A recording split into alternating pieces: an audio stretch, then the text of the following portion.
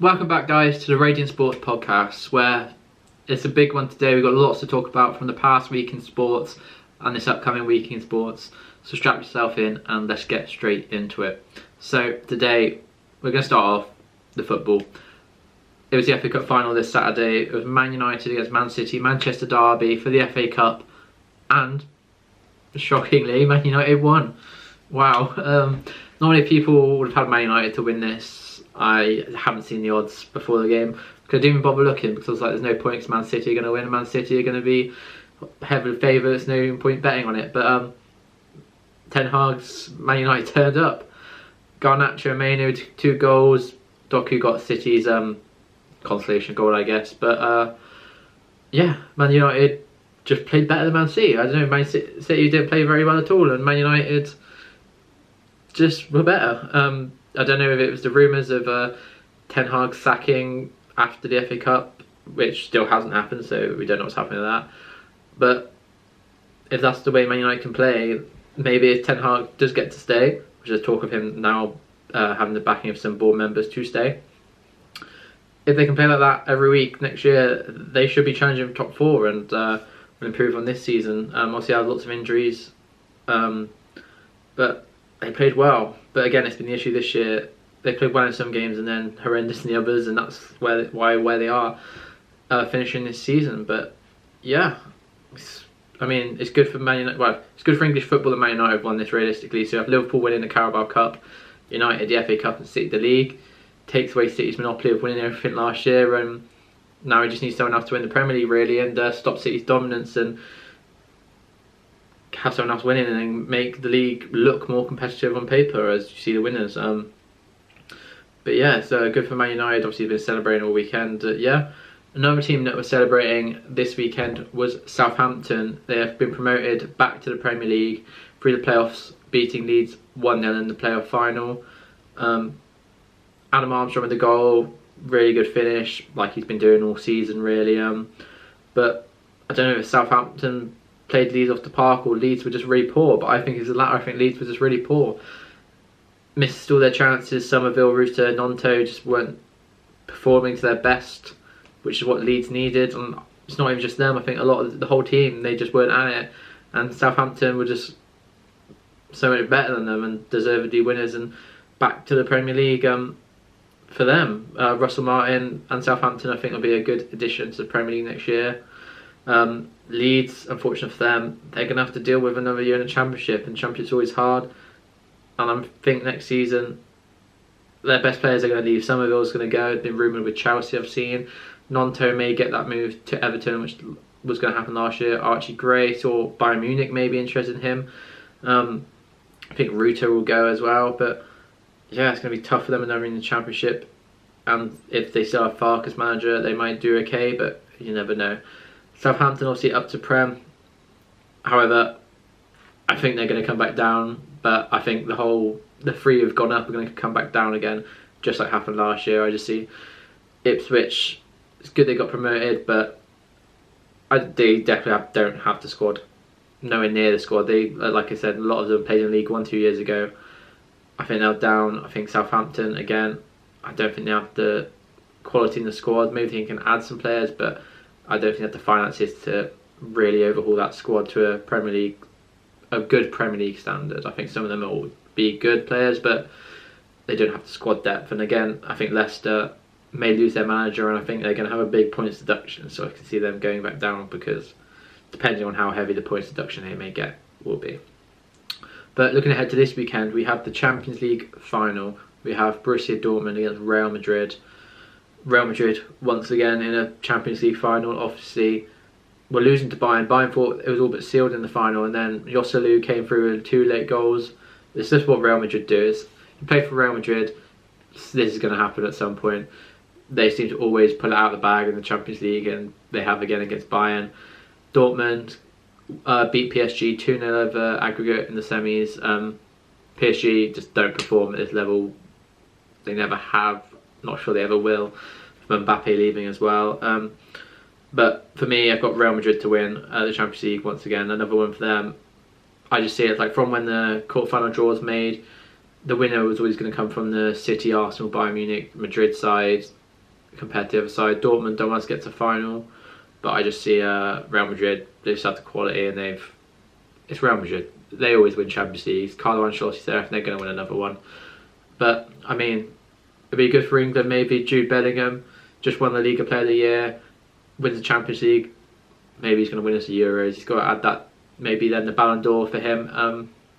But yeah, should be a decent game. Cage, it's Champions League final, but I think the quality of Real Madrid will just come through, and I think Real Madrid to lift another Champions League. So quickly going on to the cricket. It is the start of the T20 Cricket World Cup this Sunday. I think the first game is the opening game.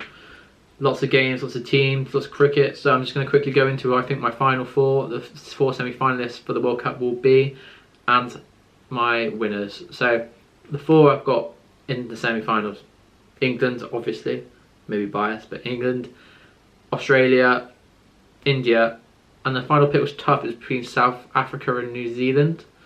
New Zealand got a strong batting lineup, some good bowlers, obviously Trent Bolt, Southee. However, I just think I'm going to go with South Africa because I think their batting lineup is just more destructive. You have De Kock opening, you have Matchroom in there. Heinrich Klaassen has turned into the best finisher in cricket. Nortje's back with that express pace. Rabada's quality bowler there. Good spinners, Shamsi and Maharaj.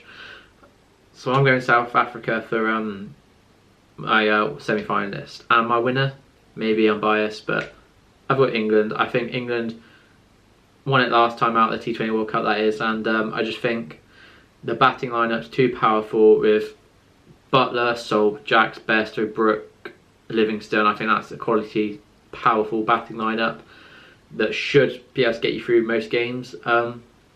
Jofra's back, of course. Pace bowling, Jofra Archer, Mark Woods there. Quality spinner still, Adil Rashid, unbelievable, one of the best spinners in the world. Chris Jordan looked on form in one of the Pakistan warm-up games the other day. And obviously you've still got Sam Curran in the team, Reece Topley. I think we've got enough, and I think England will win the T20 World Cup this year, and finals in about a month or so. I'm not entirely sure. But yeah, now on to boxing. Big weekend in boxing coming up. And we've just had a big weekend in boxing in the UK. It was just last weekend in Leeds. It was Josh Taylor against Jack Catterall 2, and deservingly this time Jack Catterall came out victorious. He obviously won the first fight, got robbed on the judges' scorecards, but he got the judges' scorecards on this one, and Jack Catterall deservedly has beaten Josh Taylor officially this time round. Give you the scorecards. If you're in Josh Taylor's camp, they were controversial, or if you're Bob Arum after his outburst in the ring after saying no American fight will ever come over here with these judges. Interesting comments, but so it was 117, 111 to Jack Catterall on 2 scorecards and 116 to 113 on the other. I think all deserved. When I first heard the 117, 111, I thought, oh, that's a bit much, but realistically, the way I scored it, it's only 1 extra round to Jack Catterall over Josh Taylor. So I can see that happening. I can see from 117, 111 all the way down to a draw, just about. The way I scored it, some close rounds, but there's no way Josh Taylor won. Like, the most it was a draw. But Jack Catterall, deserved winner from that fight, really, and happy for him. Now there's always the trilogy fight there for him next, but I think, like I said, he's got to get a world title shot, whoever that may be.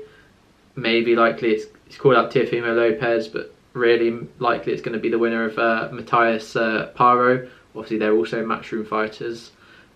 Maybe the hardest world title holder, if it is Matthias coming through. But interesting to see, and just hope he gets his shot, and I hope he takes it, Jack Catterall that is. Yeah, and this weekend in Saudi Arabia we have the 5v5 Matchroom versus Queensbury. Take that or what you will, it's a marketing ploy.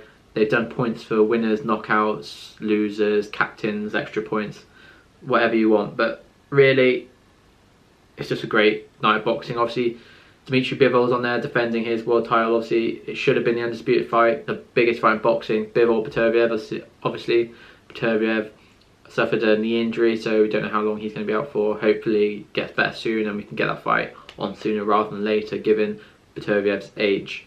However, Bivol will win this fight. We don't need to talk about that. Let's talk about the 5v5. So first, we have Willie Hutchinson against Craig Richards. For me, obviously the lowest caliber fight on the card. No disrespect, just not caliber, or maybe name value.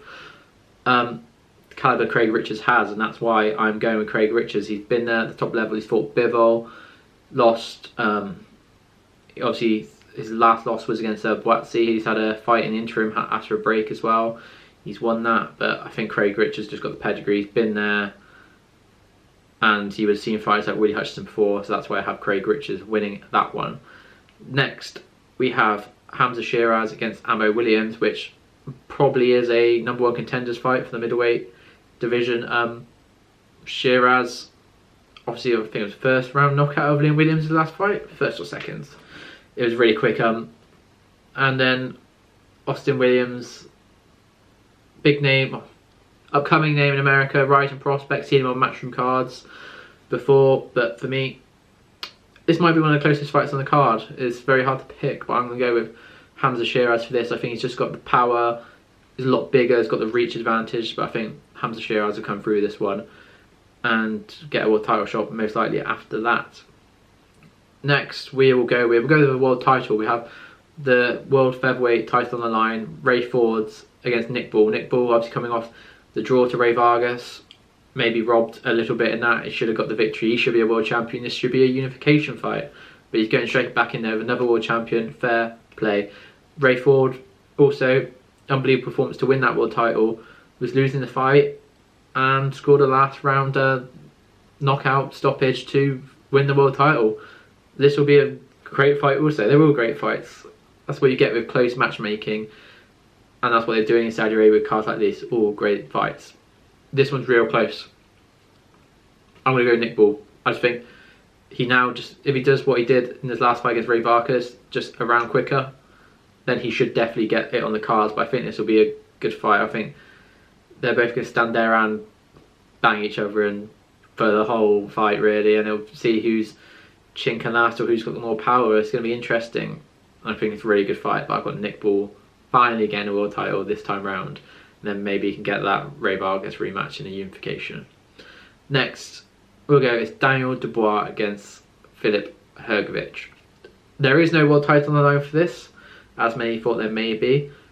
IBF haven't made Usyk vacate just yet, but for the winner, it's most likely a world title shot now, as Usyk Fury has been put in the calendar for December 21st. So the winner of this, as it's been talked about, is going to get an Anthony Joshua fight at Wembley in September, and now it's most likely going to be for a world title. So big stakes on this fight.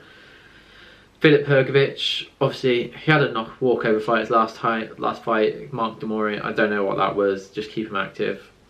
Try and keep that #1 position he has. Before that, it's a fairly easy fight against Dempsey McKean. I was there. Just there's levels to that, and Hrgović showed them. The fight before that, a victory against Zhang Zheli, who's in the main event. Controversial fight. I remember I had Big Bang Zhang winning that fight. Hrgović got the decision. Zhang tied later on, and Hrgović just was there and put the pressure on later on, which managed to get him the fight. It was very close. That I thought he should have lost, but anyway, we're here. Daniel Dubois is here, coming off a big win against Jarrell Miller. He needed that. It was a great performance, one of the last Saudi cards. Obviously, the Usyk loss, but who can blame him? He's fighting the best heavyweight in the world. Then, obviously, many fights back now, really. He had that loss to Joe Joyce. He showed, many said after he quit in the Joe Joyce fight, many said he got disheartened and quit in the Usyk fight after the low blow shenanigans that happened. That Jarrell Miller fight showed a lot. It showed he had the heart there still. Hopefully that quit is gone now, and he doesn't feel that way when he's getting into deep waters, and he can push through like he did in Jarrell Miller fight. So I think I've got Daniel Dubois by knockout. I think Hrgović gets stopped. I think Daniel's this might be too much for him. He's got the power. He's a bigger lad, and I think he's got to know at some point he has to want it more than the other person, and this is his chance to get a big Wembley fight. Battle of Britain against AJ, that'll be huge for him, huge for his career, huge for his bank account. I think Daniel Dubois for this one. And the main event of the evening now is Deontay Wilder against Zhilei Zhang, and what a fight. It's going to be two big, powerful heavyweights, hands of steel. We've got from America, Deontay Wilder, from China, Zhilei Zhang. Deontay Wilder's first fight back from the Joe Parker loss. Zhang's first fight back from his Joe Parker loss. So they both lost to Joe Parker in their recent fights. But if we're going off that, Zhang performed a lot better. Obviously knocked down Parker 2 or 3 times. I think it was 2. But lost on points. And then Deontay Wilder got battered and on one scorecard lost every round of that fight, which he did. He looked horrendous. And as he said, if he loses this now, he's going to retire. And I'm afraid this might actually be the last we see of Deontay Wilder then, because I've got Zhang to beat him. Maybe knockout, or at least comfortably. I'd see Deontay Wilder's not a boxer, and Zhang can box. He's just not very mobile to box. But if Wilder's going to stand there, and he's going to want him to stand there so he can land that big right hand, I think Zhang has got a good chin. I think he could take it, and I think he also bangs hard as well. So if they're standing there, he just lands that stiff jab he's got, and maybe we see what happened against Joyce. Just lands that big power punch and just flattens Deontay Wilder, and he hasn't got the legs. He never has. He's not a big heavyweight to recover from that. So I've got Zhang winning and probably getting that Joe Parker rematch back. And Deontay Wilder will sadly retire from boxing, which would be a great loss to the sport, but he's had his time and we're on to the new generation of heavyweights like Dubois, really. So yeah. Also, staying in fight sports, this weekend is UFC 302, headlined by Islam Makhachev, Dustin Poirier for the lightweight world championship. And it's probably Poirier's last chance at a world title, let's be honest. Makhachev, the champ, has come through Volk and won it against Oliveira. It's a tough one to call, really, because you just want Dustin to win, let's be honest. Most people want Dustin to win, and you want him to get his hands on the official belt. And it's a really tough fight. Makhachev is so good. The odds say Makhachev's favourite. I think Makhachev is the favourite. It's tough because your heart wants to say Dustin, but your head's saying Islam. And if I had to bet on it, bet my house on it, I would have to bet Islam. I just don't think you can go against him. Obviously, Poirier had that win against Benoit Saint-Denis. It was a good win, a good finish, but Benoit, he was in the ascendancy in that, and maybe a more experienced fighter would have not got caught by the punch of Poirier through. Obviously, before that, the loss to Gaethje as well. It's his last chance. You want him to win, but I've got to go with Makhachev, really, realistically, for that. And yeah, the co-main, we have Sean Strickland, Paulo Costa. Maybe if Sean Strickland wins, he gets a shot at the bout again. Maybe Costa even 2. Who knows? I think it's a 5-rounder. It's going to be a close fight. Interesting. The press conference are going to be lively. Again, it's a tough one because I don't think Sean Strickland is the all-round mixed martial artist that he needs to be at the top level. But I don't think Paulo Costa is either, and he's proven that with losses against Whittaker, but Whittaker's quality. But then I just look at the Vettori loss, really, over 5 rounds again. And that's the loss. The Vettori loss over 5 rounds makes me go with Sean Strickland for this fight. And again, did the belt help him in those fights against Duplessis and the belt and the being on the line and that performance against Izzy? But it was a bad Izzy performance. But then you can only look at that Duplessis fight. He had the belt, and that gives you that extra 10% to perform. But then he did lose that fight. So no belt on the line. Is it going to be different? But I think he sees this as, win this, you get the winner of Izzy Duplessis, whatever happens next. And I think he's got that in his mind. He's had the gold now, and he wants it back, or he wants his shot back. So I think I'm going to have to go with Strickland over this. I don't think Costa can perform at the high level for 5 rounds. Unless he catches Strickland, which seen done before, obviously Alex Pereira, but Alex Pereira's got freakish power. But I've got to go with Sean Strickland with for this fight. So yeah. And finally, we've got to talk about it was the Monaco Grand Prix this weekend, and hometown boy Charles Leclerc got his victory in Monaco. So happy for him. You saw the celebrations. everyone's happy for him. I'm not sure there wasn't a single person in Monaco or an F1 fan around the world or a driver that wasn't happy that Charles got his victory in Monaco finally. He's broken his curse. Oscar Piastri came second and Carlos Sainz got third, completing the podium. Norris fourth, Russell fifth and Verstappen sixth. Obviously, it's kind of good for the championship realistically. Charles catching up. He's only, I can't remember. It's not one. It's closer than it has been over the last year, let's say that, and it's getting closer. And maybe if the Ferraris and McLarens are catching up to the Red Bulls, is a good thing for the sport in general. And it'll be interesting to see what happens. There's no race this week. There is calendar in 2 weeks time. But yeah, it's good for that. However, Monaco's great, spectacle and all. I love tuning into the pre-shows and stuff to get the spectacle of Monaco and everything. However, there was one of the most dull races I've ever seen. I think I saw people who started the top 10 all finished in the top 10 in the same positions they started. It's a procession. It's not a race. Qualifying is the only good thing about Monaco, and it was really good on Saturday. The Sunday is so boring. It's the Monaco procession, not the Monaco Grand Prix. Realistically, something needs to change where the car's smaller, because I'm not sure what you can change about the track, considering it's a staple and its iconic history. But yeah, something needs to be done, because every year Saturday's the only important thing, then Sunday's a procession. Yeah, that's about it really, and that's about it for this podcast. Thank you so much for watching, guys. Hope you enjoyed, and I hope to see you next week and on the Radiant Sports podcast. Goodbye.